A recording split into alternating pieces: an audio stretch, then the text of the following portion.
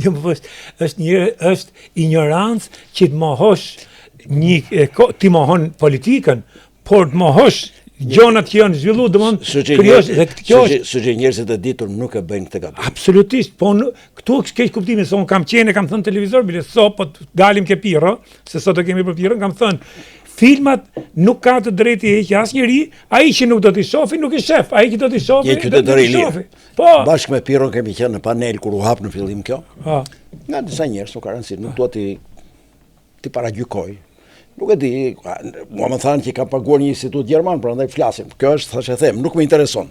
E di, edhe ignorancës është pedagog ajo sot. Jo, të lutem, s'dua ta atakoj njëri. Por bashkë me Pirron kishim këtë ide që është krijimtari. Është e lirë. Edhe publiku është i lirë. Ne nuk po i marrim njerëzit, po i çojmë në kinema, dhe them shikoni këtë filmin me luftë ju. Po. Por ka filma, për shembull nga filmat ishte koha që janë bërë, ishin me plan. Por ka miku im Viktor Gjika, edhe joti. Ai ka bërë filma të shkëlqyer, pse do ta paragjykoj unë tani Viktorin? Ishte koha, ishte tematika dhe i bante. Do të them një gjë, lecin e marrni men për të kthyer, se njerëzit nuk dinë ç'është bën në për ato grupe xhirimi.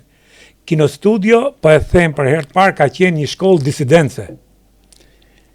Se aty ishin njerëzit më të kulturuar, njerëzit më të ditur, pavarësisht se ishin detyruar dhe kush nuk ka qenë detyruar. Dhe në mendimin tim, njerëzit që e gjykojnë kohën e djeshme sot, jashtë kontekstit kohës, tregojnë ignorancë. Shkollë disidence, shkollë kulture, shkollë mirëkuptimi, atje shikoheshin filmat në grup. 500-600 veta dhe shkëmberi mendim. Edhe ai që ishte popull i thjesht, punëtor i thjesht, kishte liri të jepte mendim, po edhe ai edukohesh, se dëgjonte ty, dëgjonte tjetrin. Ishte një model që nuk arrihet dot.